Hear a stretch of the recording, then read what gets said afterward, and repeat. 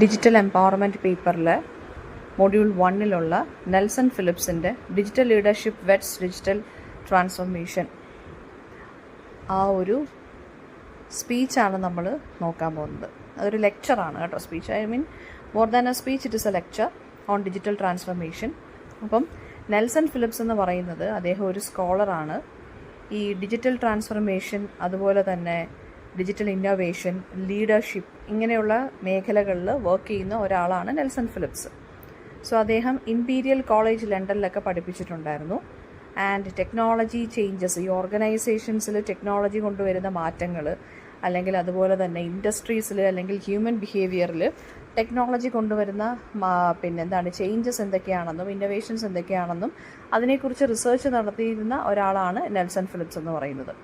So അദ്ദേഹത്തിൻ്റെ academic focus എന്ന് പറയുന്നത് ബിസിനസ് ലീഡർഷിപ്പിൽ എങ്ങനെയാണ് ടെക്നോളജിക്കൽ പ്രോസസ്സ് ഇൻഫ്ലുവൻസ് ചെയ്യുന്നത്. ഓക്കെ, സോ ഈ ലെക്ചറിനകത്ത് അദ്ദേഹം ടെക്നോളജിയെക്കുറിച്ച് മാത്രമല്ല പറയുന്നത്, സൊസൈറ്റിക്ക് എങ്ങനെയൊക്കെ കേപ്പബിൾ ആയിട്ടുള്ള ലീഡേഴ്സ് വരണം ഈ ഒരു ഡിജിറ്റൽ ചേഞ്ചിന് വഴിയൊരുക്കാൻ. ഓക്കെ, അപ്പോൾ അദ്ദേഹം സ്റ്റാർട്ട് ചെയ്യുന്നതെന്ന് വെച്ച് കഴിഞ്ഞാൽ അദ്ദേഹത്തിൻ്റെ പേഴ്സണൽ ജേർണി ഡിസ്ക്രൈബ് ചെയ്തിട്ടാണ് സ്റ്റാർട്ട് ചെയ്യുന്നത്. അദ്ദേഹം ഫസ്റ്റ് കമ്പ്യൂട്ടർ എഞ്ചിനീയറിംഗ് ആയിരുന്നു പഠിച്ചത്. And because he was interested in everything digital ആയിട്ടുള്ള കാര്യങ്ങളാണ് ഇദ്ദേഹത്തിന് കൂടുതൽ ഇൻട്രസ്റ്റിംഗ് ആയിട്ടുള്ളത്. ആൻഡ് അദ്ദേഹം പിന്നീട് റിയലൈസ് ചെയ്തു ടെക്നോളജി എന്ന് പറയുന്നത് എന്താണ്, ടെക്നോളജി മാത്രമല്ല ഒരു ഇമ്പോർട്ടൻ്റ് ആയിട്ടുള്ള ഇഷ്യൂ എന്ന് പറയുന്നത്, ടെക്നോളജിയും ആളുകളും തമ്മിലുള്ള ഇൻട്രാക്ഷൻ ഇദ്ദേഹത്തിനെ ഫാസിനേറ്റ് ചെയ്തു. അതായത് ടെക്നോളജി എങ്ങനെയാണ് ആളുകളുടെ ലൈഫിനെ ബാധിക്കുന്നതെന്നും almost all the areas of human ബീങ്സിൻ്റെ ലൈഫിൽ ഇപ്പോൾ എങ്ങനെയാണ് ടെക്നോളജി ഒരു ഇമ്പാക്റ്റ് കൊണ്ടുവന്നതെന്നും ഉള്ള ഈ ഒരു കോൺസെപ്റ്റ് ഇദ്ദേഹത്തിനെ വളരെയധികം ഫാസിനേറ്റ് ചെയ്തു.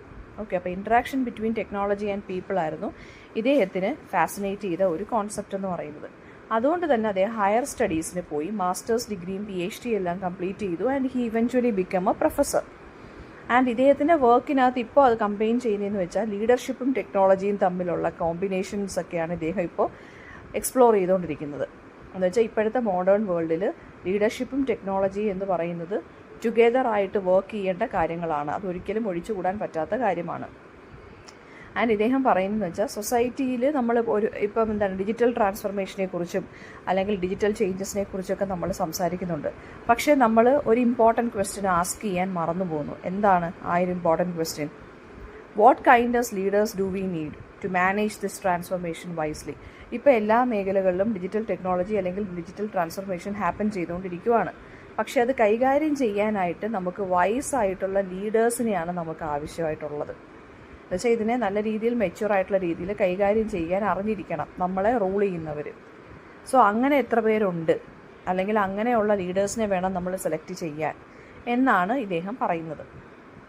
സോ ഇദ്ദേഹം ആദ്യമേ ഡിജിറ്റൽ ട്രാൻസ്ഫോർമേഷൻ എന്താണെന്നാണ് അദ്ദേഹം ആദ്യമേ ഡിഫൈൻ ചെയ്യുന്നത്. അപ്പോൾ ഡിജിറ്റൽ എന്ന് വെച്ച് കഴിഞ്ഞാൽ എന്താണ്, അതായത് സംതിങ് ഡിജിറ്റൽ എന്ന് നമ്മൾ ടെക്നിക്കലി ഡിജിറ്റൽ എന്ന് വെച്ച് കഴിഞ്ഞാൽ നമ്മൾ പറയുന്നതെന്ന് വെച്ചാൽ എന്താണ് ടെക്നോളജിയുമായിട്ട് ബേസ് ചെയ്തിട്ടും ഒക്കെ എന്നുള്ള രീതിയിലാണ് നമ്മൾ സംസാരിക്കുന്നത്. പക്ഷേ അത് നാരോ ആൻഡ് ബോറിംഗ് ആയിട്ടുള്ളൊരു ഡെഫിനിഷനാണ്. ഡിജിറ്റൽ ടെക്നോളജി എന്ന് വെച്ച് കഴിഞ്ഞാൽ എന്താണെന്നാണ് പറയുന്നത്, വേൾഡിനെ വിർച്വലാക്കി മാറ്റുന്ന ഒരു കാര്യമാണ് ഡിജിറ്റൽ ടെക്നോളജി. അതായത് ഇപ്പോൾ ബാങ്കിങ് എന്ന് പറയുന്നത് മൊബൈൽ ആപ്പിലൂടെയാണ് നമ്മളിപ്പോൾ ചെയ്യുന്നത്, അല്ലേ? ഇപ്പോൾ ആളുകൾ ആരും ഫിസിക്കൽ ബാങ്കിലും ഇപ്പോൾ പൈസ എടുക്കണം എന്നുള്ളതിൻ്റെ പേരിൽ, അല്ലെങ്കിൽ അത്യാവശ്യമാണ് പൈസ, നമ്മുടെ കയ്യിൽ ഫിസിക്കലായിട്ട് മണി വേണം എന്നുണ്ടെങ്കിൽ മാത്രമാണ് നമ്മൾ ബാങ്കിൽ പോകുന്നത്. അല്ലെങ്കിൽ എന്താണ് നമ്മൾ യൂസ് ചെയ്യുന്ന മൊബൈൽ ആപ്ലിക്കേഷൻസ് ആണ്. അല്ലെങ്കിൽ ഫിസിക്കൽ ബാങ്കിൽ നമ്മളങ്ങനെ വലുതായിട്ട് പോയി വിസിറ്റ് ചെയ്യാറില്ല. പിന്നെ എല്ലാ പേപ്പർ പ്രോസസ്സുകളും ഇപ്പോൾ ഓൺലൈൻ സിസ്റ്റമായിട്ട് റീപ്ലേസ് ചെയ്തിരിക്കുന്നു. ഇപ്പോൾ ഡെയിലി ആക്ടിവിറ്റീസ് എന്താണ്, ഫിസിക്കൽ സ്പേസിൽ നിന്ന് സ്ക്രീനിൻ്റെ സ്പേസിലോട്ട് മാറിയിരിക്കുകയാണ്. ഇതാണ് ഡിജിറ്റലൈസേഷൻ എന്ന് പറയുന്നത്. അതായത് റിയൽ വേൾഡിലെ ആക്ടിവിറ്റീസ് എല്ലാം വിർച്വൽ വേൾഡിലോട്ട് മാറിയിരിക്കുന്നു. ഇനി എന്താണ് ഡിജിറ്റൽ ട്രാൻസ്ഫോർമേഷൻ എന്ന് വെച്ചാൽ ഡീപ്പായിട്ടുള്ള അല്ലെങ്കിൽ ഒരു വളരെ ഇമ്പാക്റ്റ്ഫുൾ ആയിട്ടുള്ളൊരു ചേഞ്ച്. അപ്പോൾ നെൽസൺ ഫിലിപ്സ് പറയുന്നത് ഡിജിറ്റൽ ടെക്നോളജി എന്ന് പറയുന്നത് എന്താണ്, ടൂൾസ് വെച്ച് മാത്രം നമ്മളിങ്ങനെ ചെയ്തുകൊണ്ടിരിക്കുന്ന കാര്യമല്ല, സൊസൈറ്റിയുടെ ഫംഗ്ഷനെ വരെ ചേഞ്ച് ചെയ്യാൻ പറ്റുന്ന ഒരു കാര്യമാണ് ഡിജിറ്റൽ ട്രാൻസ്ഫോർമേഷൻ എന്ന് അല്ലെങ്കിൽ ഡിജിറ്റൽ ടെക്നോളജി എന്ന് പറയുന്നത്. അത് വർക്ക് പ്ലേസിനെയും കമ്മ്യൂണിക്കേഷനെയും റിലേഷൻഷിപ്സിനെയും ബിസിനസ് മോഡൽസിനെയും നമ്മുടെ പേഴ്സണൽ ഹാബിറ്റുകളെയും അല്ലെങ്കിൽ നമ്മൾ ജീവിക്കുന്ന എക്കണോമിക് സിസ്റ്റത്തിനെ വരെ അത് എന്ത് ചെയ്യുന്നുണ്ട്, ചേഞ്ച് ചെയ്യുന്നുണ്ട്. അതാണ് ഡിജിറ്റൽ ട്രാൻസ്ഫോർമേഷൻ എന്നിവിടെ കൊണ്ട് ഉദ്ദേശിക്കുന്നത്. ഇനി അദ്ദേഹം സംസാരിക്കുന്നത് ഒരു ഹിസ്റ്റോറിക്കൽ കമ്പാരിസണാണ്. ഇൻഡസ്ട്രിയൽ റവല്യൂഷനെ കുറിച്ച് അദ്ദേഹം സംസാരിക്കുകയാണ്. ഇപ്പോഴത്തെ ഡിജിറ്റൽ ഏജിനെ അദ്ദേഹം പണ്ടത്തെ ഇൻഡസ്ട്രിയൽ റവല്യൂഷനുമായിട്ട് കമ്പയർ ചെയ്യുവാണ്. ഇൻഡസ്ട്രിയൽ റവല്യൂഷൻ വരുന്നതിന് മുന്നേ ലൈഫ് എങ്ങനെയായിരുന്നു? വളരെ സ്ലോ ആയിട്ടുള്ളൊരു രീതിയിലായിരുന്നു പ്രോഗ്രസ് ചെയ്തുകൊണ്ടിരുന്നത്.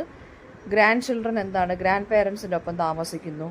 Work, religion, family life, society, ഇതൊക്കെ വളരെ ബാലൻസ്ഡ് ആയിട്ട് പോയിക്കൊണ്ടിരുന്ന ഒരു സമയമായിരുന്നു. ഇൻഡസ്ട്രിയൽ റവല്യൂഷന് ശേഷം മെഷീൻസിൻ്റെ കടന്നുകയറ്റം വന്നു, അല്ലേ? ഫാക്ടറീസ് വന്നു, പ്രിൻറ്റിംഗ് പ്രസ്സുകൾ വന്നു, അങ്ങനെ സിറ്റീസ് വളർന്നു വലുതായി, പോപ്പുലേഷൻ ഗ്രോത്ത് കൂടി. ഈ ഒരു ചേഞ്ചിനെയാണ് KARL കോൾ പോളനായി എന്ന് പറയുന്നൊരു മനുഷ്യൻ ഈ ഒരു ചേഞ്ചിനെ ഗ്രേറ്റ് ട്രാൻസ്ഫർമേഷൻ എന്നാണ് വിളിച്ചത്. ഏത് ചേഞ്ചിനെ? ഈ ഒരു ഇൻഡസ്ട്രിയൽ റവല്യൂഷൻ കൊണ്ടുവന്ന ചേഞ്ചിനെ. അപ്പം നെൽസൺ ഫിലിപ്സ് പറയുന്നതെന്ന് വെച്ച് കഴിഞ്ഞാൽ ഇപ്പോൾ ഈ ഡിജിറ്റൽ ടെക്നോളജി കാരണവും ഈ ഇൻഡസ്ട്രിയൽ റവല്യൂഷൻ കൊണ്ടുവന്ന ചേഞ്ചസിനെ അതായത് ഭയങ്കര കൂടുതലായിട്ടുള്ളൊരു ചേഞ്ചാണ് ഇപ്പോൾ ഇവിടെ ഹാപ്പൻ ചെയ്യുന്നത് ബിക്കോസ് ഓഫ് ഡിജിറ്റൽ ടെക്നോളജി. ഇനി ന്യൂ ഡിജിറ്റൽ റവല്യൂഷനെ കുറിച്ചാണ് അദ്ദേഹം സംസാരിക്കുന്നത്. നമുക്കിപ്പോൾ എല്ലാ കാര്യങ്ങളും ഫെമിലിയർ ആയിട്ടൊക്കെ നമുക്ക് തോന്നാം. ഇപ്പോൾ നമ്മൾ ഡെയിലി ചെയ്തുകൊണ്ടിരിക്കുന്ന കാര്യങ്ങളെല്ലാം നമുക്ക് ഫെമിലിയർ ആയിട്ടുള്ള കാര്യങ്ങളാണ്. പക്ഷേ എന്നാലും അതിന് ഫണ്ടമെൻ്റലി ഡിഫറെൻ്റ് ആയിട്ടുള്ള കാര്യങ്ങളാണ് നമുക്ക് ചുറ്റും ഹാപ്പൻ ചെയ്തുകൊണ്ട് ഇരിക്കുന്നത്. എക്സാമ്പിൾ മോഡേൺ ഇലക്ട്രിക് കാർ എന്ന് പറയുന്ന ഒരു വെഹിക്കിൾ മാത്രമല്ല, അതൊരു സോഫ്റ്റ്വെയർ പ്ലാറ്റ്ഫോമാണ്, അല്ലേ? കൺട്രോൾ ചെയ്യുന്ന സോഫ്റ്റ്വെയർ ആണ്. നമുക്ക് എന്താണ് അപ്ഡേറ്റ് ചെയ്യാൻ സാധിക്കുന്നുണ്ട്. സെമി ഓട്ടോണമസ് ആണ്. സെൽഫ് പാർക്കിങ്ങിന് കേപ്പബിളാണ് ഈ modern electric cars. Self driving പോലും കേപ്പബിളാണ്. സോ ഒരു ട്രഡീഷണൽ കാറായിട്ട് നമുക്കതിനെ കണ്ടാലും അത് ഫങ്ഷൻ ചെയ്യുന്നത് കമ്പ്യൂട്ടർ പോലെയാണ്, അല്ലേ? അപ്പോൾ ഇങ്ങനെയാണ് ഡിജിറ്റൽ ടെക്നോളജി പ്രോഡക്ട്സിൻ്റെ ഐഡൻറ്റിറ്റിയെ മാറ്റിമറിക്കുന്നത്. ഇനി എങ്ങനെയാണ് ഡിജിറ്റൽ ടെക്നോളജി ഇൻഡസ്ട്രീസിൽ വർക്ക് ചെയ്യുന്നത്, അല്ലെങ്കിൽ ചേഞ്ചസ് ഉണ്ടാക്കുന്നത്, അല്ലെങ്കിൽ ബിസിനസ്സിൽ എങ്ങനെ മാറ്റങ്ങൾ കൊണ്ടുവരുന്നു? ഫോർ എക്സാമ്പിൾ ഹോട്ടൽ ഇൻഡസ്ട്രി നമ്മൾ എടുക്കുകയാണെന്നുണ്ടെങ്കിൽ മ്യൂട്ടേറ്റ് ചെയ്യുവാണെന്നാണ് അദ്ദേഹം പറയുന്നത്. ട്രാൻസ്ഫോം ചെയ്യുവല്ല, മ്യൂട്ടേറ്റ് ചെയ്യുവാണ് ഇൻഡസ്ട്രീസ്. കാരണം ഈ ഹോട്ടൽസും കസ്റ്റമേഴ്സും തമ്മിലുള്ള ആ ഒരു ഇൻട്രാക്ഷൻ എന്ന് പറയുന്നത് പോലും ഇപ്പോൾ വെബ്സൈറ്റുകളിലൂടെയാണ് കമ്പനികൾ നിയന്ത്രിക്കുന്നത്. എക്സാമ്പിളായിട്ട് ഇദ്ദേഹം Booking.com എന്ന് പറഞ്ഞൊരു കമ്പനിയുടെ കാര്യം പറയുന്നുണ്ട്. അതായത് ഹോട്ടൽ ബുക്ക് ചെയ്യണമെന്നുണ്ടെങ്കിൽ, അല്ലെങ്കിൽ നല്ല റേറ്റിംഗ് ഉള്ള ഹോട്ടൽസ് നമുക്ക് കാണണം എന്നുണ്ടെങ്കിൽ, അപ്പോൾ അതിനെന്താണ്, നമുക്ക് സ്പെഷ്യലായിട്ട് ബുക്ക് മൈ ഹോട്ടലോ അങ്ങനെയൊക്കെയുള്ള ആപ്ലിക്കേഷൻസ് അല്ലെങ്കിൽ വെബ്സൈറ്റുകൾ അവൈലബിൾ ആണ്. അപ്പോൾ ഡയറക്റ്റായിട്ട് കസ്റ്റമേഴ്സുമായിട്ട് റിലേഷൻഷിപ്സ് ക്രിയേറ്റ് ചെയ്യാൻ സാധിക്കുന്നു ഹോട്ടൽസിന്. ബുക്കിംഗ് പ്ലാറ്റ്ഫോംസ് പക്ഷേ ലാർജ് കമ്മീഷൻസ് എടുക്കുന്നുണ്ട്. ഇതിൻ്റെ ഒരു നെഗറ്റീവ് വശം എന്താണെന്ന് വെച്ചാൽ ലാർജ് കമ്മീഷൻസ് എടുക്കുന്നുണ്ട് ഈ ഒരു വെബ്സൈറ്റുകൾ. ട്രഡീഷണൽ ബിസിനസ് മോഡൽസ് അൺസ്റ്റേബിളായിട്ട് മാറി. ദാറ്റ് മീൻസ് എന്താണെന്ന് വെച്ച് കഴിഞ്ഞാൽ പുതിയ സിസ്റ്റത്തിൽ കോമ്പീറ്റ് ചെയ്യാൻ അറിയാൻ വയ്യാത്ത കമ്പനീസ് അവരെന്ത് ചെയ്യും? ബാക്കിലോട്ട് പോയിക്കൊണ്ടിരിക്കും. ഡിജിറ്റൽ ടെക്നോളജി ബിസിനസ്സിനെ മാത്രമല്ല നമ്മുടെ എവറിഡേ ലൈഫിനെ അല്ലെങ്കിൽ പേഴ്സണൽ ലൈഫിനെ എഫക്റ്റ് ചെയ്യുന്നുണ്ടെന്ന് നമ്മൾ പറഞ്ഞു. എക്സാമ്പിൾ ഷോപ്പിംഗ് നോക്കുകയാണെന്നുണ്ടെങ്കിൽ ആമസോണിൽ അതായത് ഡിജിറ്റലി നമുക്ക് ഷോപ്പ് ചെയ്യാൻ സാധിക്കുന്നു. ഇപ്പം ന്യൂസ് ആണെന്നുണ്ടെങ്കിൽ നമുക്ക് ഫോണിൽ അപ്ഡേറ്റ്സ് കിട്ടിക്കൊണ്ടേ ഇരിക്കുവാണ്, അല്ലേ? പ്രിൻറ്റഡ് ന്യൂസ് പേപ്പറിനെ പോലെ ഫോണിൽ നമുക്ക് അപ്പോൾ ഹെഡ്ലൈൻസ് വന്നുകൊണ്ടിരിക്കുവാണ് ഇമ്പോർട്ടൻ്റ് ആയിട്ടുള്ള. റിലേഷൻഷിപ്പ് നോക്കുകയാണെന്നുണ്ടെങ്കിൽ ഡിജിറ്റൽ പ്ലാറ്റ്ഫോമിലൂടെ മാരേജസും ഒക്കെ ഹാപ്പൻ ചെയ്യുന്നു, അല്ലേ? കമ്മ്യൂണിക്കേഷൻ നോക്കുകയാണെന്നുണ്ടെങ്കിൽ നമ്മൾ ഡിജിറ്റൽ ആപ്പിലൂടെ, സോഷ്യൽ മീഡിയയിലൂടെ, വീഡിയോ കോൾസിലൂടെയൊക്കെ നമ്മൾ കമ്മ്യൂണിക്കേറ്റ് ചെയ്യാനും ശ്രമിക്കുന്നു. അപ്പോൾ ഡിജിറ്റൽ ഡിവൈസ് ഹ്യൂമൻ ബീയിങ്സിൻ്റെ ലൈഫിനെ തന്നെ എന്ത് ചെയ്യുന്നുണ്ട്? റീഷേപ്പ് ചെയ്ത് എടുക്കുന്നുണ്ട്. ഇനി അദ്ദേഹം സംസാരിക്കുന്നതെന്ന് വെച്ച് കഴിഞ്ഞാൽ റിയൽ ചലഞ്ച് എന്താണ് എന്ന് വെച്ചാൽ നമ്മൾ നേരത്തെ പറഞ്ഞ് ആര് ലീഡറാകും അല്ലെങ്കിൽ ആര് ലീഡർഷിപ്പ് ക്വാളിറ്റീസ് ഏറ്റെടുക്കും. ഇപ്പോൾ എല്ലാവരും പുതിയ ടെക്നോളജി ക്രിയേറ്റ് ചെയ്യുന്നതിൽ ബില്യൺസ് ഓഫ് മണി സ്പെൻഡ് ചെയ്യാണ്, അല്ലേ? പക്ഷേ ഈ ലീഡേഴ്സിന് ഇതെങ്ങനെ മാനേജ് ചെയ്യണം എന്നറിയാമോ എന്നുള്ളതാണ് വലിയൊരു ക്വസ്റ്റ്യൻ എന്നാണ് നെൽസൺ ഫിലിപ്സ് പറയുന്നത്. അത് ഡേഞ്ചർ ക്രിയേറ്റ് ചെയ്യും. അതായത് ടെക്നോളജി വൈസ് ലീഡർഷിപ്പ് ഇല്ലാതെ ലീഡ് ചെയ്യാൻ നമുക്കൊരിക്കലും പറ്റില്ല. കാരണം അത് കൺഫ്യൂഷനും മിസ്യൂസിനും സോഷ്യൽ ഹാമിനും ഇനിക്വാളിറ്റിക്കും പ്രോബ്ലംസിനും വഴിയൊരുക്കും. സോ ലീഡർഷിപ്പ് ഈ ഒരു ഡിജിറ്റൽ ഇന്നോവേഷനോടൊപ്പം തന്നെ ഇമ്പോർട്ടൻ്റ് ആയിട്ടുള്ളൊരു കാര്യമാണ്. അപ്പോൾ എങ്ങനെയുള്ള ലീഡർഷിപ്പ് ഉണ്ടായിരിക്കണം? ഫസ്റ്റ് വൺ, ടെക്നോളജിക്കൽ കോമ്പീറ്റൻസ് ഉണ്ടായിരിക്കണം. ആ ലീഡേഴ്സിന് ടെക്നോളജിയെക്കുറിച്ച് നല്ല രീതിയിലുള്ള ഒരു അറിവുണ്ടായിരിക്കണം. അതായത് എന്താണ് ആർട്ടിഫിഷ്യൽ ഇൻ്റലിജൻസ്, എന്താണ് റോബോട്ടിക്സ്, എന്താണ് ഓട്ടോമേഷൻ, ഡേറ്റാ സിസ്റ്റം എന്ന് വെച്ചാൽ എന്താണ്. അപ്പോൾ ഇത് എല്ലാത്തിനെക്കുറിച്ചുള്ള കോഡുകൾ അറിഞ്ഞിരിക്കണം എന്നല്ല, പോസിബിലിറ്റീസിനെക്കുറിച്ചും റിസ്കിനെക്കുറിച്ചും ഫസ്റ്റ് അറിഞ്ഞിരിക്കണം. രണ്ടാമത്തത് ഓർഗനൈസേഷണൽ കോമ്പീറ്റൻസ് ആണ്. അതായത് ഓർഗനൈസേഷൻസിനെയൊക്കെ ഇത് ഈ ഡിജിറ്റൽ ടെക്നോളജി വെച്ച് എങ്ങനെ റീഷേപ്പ് ചെയ്തെടുക്കാമെന്നും ലീഡേഴ്സ് അറിഞ്ഞിരിക്കണം. അടുത്തത് എക്സ്പെരിമെൻറ്റേഷനാണ്. നമ്മുടെ ഫ്യൂച്ചർ എന്ന് പറയുന്നത് നമുക്ക് അൺസർട്ടൻ ആണ്. സോ കമ്പനീസ് എന്ത് ചെയ്യണം, എന്തെങ്കിലുമൊക്കെ ഐഡിയാസൊക്കെ കൊണ്ടുവരുവാണെന്നുണ്ടെങ്കിൽ അത് ടെസ്റ്റ് ചെയ്ത് പ്രൂവ് ചെയ്തിട്ട് വേണം നമ്മൾ ക്വിക്കായിട്ട് അതിനെ കൊണ്ട് മുമ്പോട്ട് പോകാൻ. ഫോർ എക്സാമ്പിൾ ചെറിയ ചെറിയ എക്സ്പെരിമെൻറ്റ്സ് കണ്ടക്ട് ചെയ്യുക, ഫെയിലറിൽ നിന്ന് പഠിക്കുക, പുതിയ ഐഡിയാസിനോടൊരു ഓപ്പൺനെസ് കൊണ്ടുവരിക. ഇതൊക്കെ ചെയ്ത് സക്സസ്ഫുൾ ആയിട്ട് വേണം വലിയ വലിയ ഐഡിയാസിലോട്ട് പോകാൻ. അടുത്തതെന്ന് വെച്ച് കഴിഞ്ഞാൽ എന്താണ്, മോഡേൺ വർക്ക് പ്ലേസിലും നമ്മൾ എന്ത് ചെയ്യുക, അതായത് യങ് ആയിട്ടുള്ള എംപ്ലോയീസിനെയൊക്കെ മാക്സിമം എംപ്ലോയ് ചെയ്യാൻ നോക്കുക. മിഡിൽ ഏജ്ഡ് പ്രൊഫഷണൽസിനെ എടുക്കുകയാണെങ്കിൽ അവർക്ക് ട്രെയിനിങ് കൊടുക്കുക. ഓൾഡർ വർക്കേഴ്സ് ആണെന്നുണ്ടെങ്കിൽ എന്ത് ചെയ്യുക, അവർക്ക് കുറച്ച് ഡിലേ കാണും ഇത് മനസ്സിലാക്കി എടുക്കുന്നതിൽ, അവർക്കും പ്രോപ്പർ ട്രെയിനിങ് കൊടുക്കുക. റിട്ടയേർഡ് ആയിട്ടുള്ള എക്സ്പേർട്സ് ഉണ്ടെങ്കിൽ അവരെ തിരിച്ച് വർക്കിൽ കൊണ്ടുവരാൻ ശ്രമിക്കുക. അപ്പം മൾട്ടി ജനറേഷണൽ ആയിട്ടുള്ളൊരു വർക്ക് പ്ലേസ് നമുക്ക് ക്രിയേറ്റ് ചെയ്യാൻ സാധിക്കും. പല ഏജ് ഗ്രൂപ്പിലുള്ള ആളുകളെ വെച്ചിട്ട് നമുക്ക് പല പല ജോലികൾ ചെയ്തു തീർക്കാൻ സാധിക്കും. അപ്പോൾ ഈ ഒരു ഡൈവേഴ്സിറ്റി ലീഡേഴ്സ് എന്ത് ചെയ്യണം, മാനേജ് ചെയ്യാൻ അറിഞ്ഞിരിക്കുക. അപ്പോൾ ഇത്രയാണ് ലീഡർഷിപ്പിന് വരുന്ന ക്വാളിറ്റീസ്. അതായത് ലീഡർഷിപ്പിൻ്റെ ക്വാളിറ്റീസ് എന്തൊക്കെയാണെന്ന് വെച്ചാൽ ടെക്നോളജിക്കൽ കോമ്പീറ്റൻസും ഓർഗനൈസേഷണൽ കോമ്പീറ്റൻസ് വേണം, മൾട്ടി ജനറേഷണൽ വർക്ക് പ്ലേസിനെ മാനേജ് ചെയ്യാൻ അറിഞ്ഞിരിക്കണം, അല്ലെങ്കിൽ എക്സ്പെരിമെൻറ്റേഷനും അറിഞ്ഞിരിക്കണം. ഇനി എത്തിക്സ് ആണ് ഈ ഡിജിറ്റൽ ഏജിൽ ഏറ്റവും ഇമ്പോർട്ടൻ്റ് ആയിട്ടുള്ളൊരു ഇഷ്യൂ എന്ന് പറയുന്നത്. വെച്ചാൽ നമ്മളിപ്പോൾ എത്തിക്സ് എന്ന് വെച്ചാൽ ഇവിടെ ഉദ്ദേശിക്കുന്ന മൂല്യങ്ങൾ വേണം.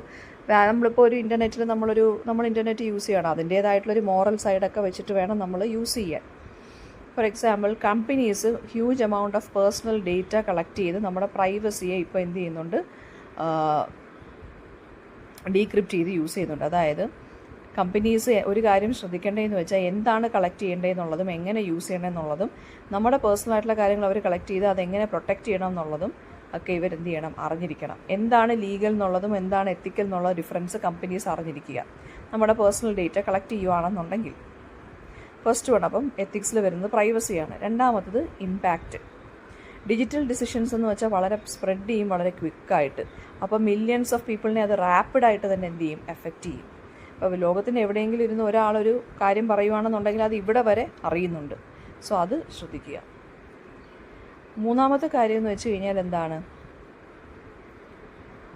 ആർട്ടിഫിഷ്യൽ സിസ്റ്റംസ് ഒക്കെ വെച്ചിട്ട് നമ്മൾ ഡിസിഷൻസ് ഒക്കെ എടുക്കുന്നത് നല്ലത് തന്നെ, പക്ഷെ അതൊരിക്കലും എന്ത് ചെയ്യരുത്, ഡിസ്ക്രിമിനേറ്റ് ചെയ്യരുത്. ഓക്കെ, അതായത് ഇപ്പോൾ ഫേഷ്യൽ റെക്കഗ്നീഷനൊക്കെ എന്ന് വെച്ച് നമ്മൾ മൊബൈൽ യൂസ് ചെയ്യണം, അതിനകത്ത് എററൊന്നും വരാൻ പാടില്ല. അപ്പോൾ എത്തിക്സ് ആർട്ടിഫിഷ്യൽ സിസ്റ്റം ഒക്കെ യൂസ് ചെയ്യുന്നെങ്കിൽ പോലും അതിനകത്തും എന്തുണ്ടായിരിക്കണം, എത്തിക്സ് എന്നുള്ളൊരു കോൺസെപ്റ്റ് ഉണ്ടായിരിക്കണം. അപ്പോൾ ഇതിനകത്ത് വരുന്ന അപ്പോൾ ഇത്രയാണ് അദ്ദേഹത്തിൻ്റെ ലെക്ചർ എന്ന് പറയുന്നത്. ഇപ്പോൾ ഇതിനകത്ത് വരുന്ന മേജർ തീംസ് എന്താണെന്ന് വെച്ചാൽ, ടെക്നോളജി എന്ന് പറയുന്നത് ആളുകളുടെ ലൈഫുമായിട്ട് കണക്റ്റഡ് ആകുമ്പോൾ മാത്രമാണ് ടെക്നോളജി മാറ്റർ ആവുന്നത്, അല്ലെങ്കിൽ ടെക്നോളജി ഇമ്പോർട്ടൻ്റ് ആവുന്നത്. സൊസൈറ്റി ഒരു വലിയ ട്രാൻസ്ഫോർമേഷൻ അണ്ടർഗോ ചെയ്തുകൊണ്ടിരിക്കുകയാണ്, ഇൻഡസ്ട്രി റവല്യൂഷൻ പോലെ. അപ്പം നമുക്ക് എന്ത് പറ്റുന്നുണ്ട്, ഒരു ലീഡർഷിപ്പ് ക്രൈസിസ് വരുന്നുണ്ട്. കാരണം നമ്മൾ മെഷീൻസാണ് കൂടുതൽ ബിൽഡ് ചെയ്യുന്നത്, ലീഡേഴ്സിനെ അല്ല. ഇതൊക്കെ ഹാൻഡിൽ ചെയ്യാൻ പറ്റുന്ന ലീഡർഷിപ്പ് ക്വാളിറ്റീസ് ഉള്ള ആളുകൾ തന്നെ വരണം. പ്രൈവസിയും ജസ്റ്റിസും അല്ലെങ്കിൽ ഇങ്ങനെ ഡിജിറ്റൽ ഏജിലൊക്കെ റെസ്പോൺസിബിലിറ്റി ഉള്ള ആളുകൾ തന്നെ വരണം. ഇൻഡിവിജ്വൽസ് ആണെങ്കിലും ഓർഗനൈസേഷൻസ് ആണെങ്കിലും മാക്സിമം ഡെയിലി അപ്ഡേറ്റഡ് ആയിക്കൊണ്ടിരിക്കുക. ഇപ്പോൾ ബാങ്കിങ് ആണെങ്കിലും ഷോപ്പിംഗ് ആണെങ്കിലും വർക്ക് ആണെങ്കിലും ന്യൂസ് ആണെങ്കിലും റിലേഷൻഷിപ്സ് ആണെന്നുണ്ടെങ്കിലും ഇപ്പോൾ ഡിജിറ്റലിയാണ് ഹാപ്പൻ ചെയ്യുന്നത്. സോ ലീഡേഴ്സിന് എന്ത് ചെയ്യണം, ഈ ഒരു ഡൈവേഴ്സിറ്റിയെ മാനേജ് ചെയ്യാനുള്ളൊരു ഇത് ഉണ്ടായിരിക്കണം. സോ ഡിജിറ്റൽ എന്ന് വെച്ച് കഴിഞ്ഞാൽ കമ്പ്യൂട്ടേഴ്സ് എന്ന് മാത്രമല്ല, അതിനെ ഡിജിറ്റൽ എന്ന് വെച്ചാൽ മീനിങ് എന്താണ്, വിർച്വലൈസേഷൻ എന്നാണ്. അപ്പം നമ്മളൊരു ഗ്രേറ്റ് ട്രാൻസ്ഫോർമേഷനിലൂടെയാണ് നമ്മൾ കടന്നു പോകുന്നത് after industrial revolution. So technology without leadership എന്ന് പറയുന്നത് ഡേഞ്ചറസ് ആണെന്നാണ് അദ്ദേഹം പറയുന്നത്. സോ ഒരു എത്തിക്കലായിട്ടുള്ള ലീഡർഷിപ്പാണ് ഈ ഒരു ആർട്ടിഫിഷ്യൽ ഇൻ്റലിജൻസ് ഇറയിൽ ആളുകൾക്ക് ആവശ്യമെന്നാണ് ആര് പറയുന്നത്, നെൽസൺ ഫിലിപ്സ് പറയുന്നത്. സോ ഇദ്ദേഹത്തിൻ്റെ ഫൈനൽ മെസ്സേജ് എന്ന് വെച്ച് കഴിഞ്ഞാൽ, നമ്മുടെ ഫ്യൂച്ചർ സ്മാർട്ട് മെഷീൻസിനെ മാത്രമല്ല ഡിപ്പെൻഡ് ചെയ്യുന്നത്, നമുക്ക് വൈസായിട്ടുള്ള ഹ്യൂമൻ ലീഡർഷിപ്പും അത്യാവശ്യമാണ്.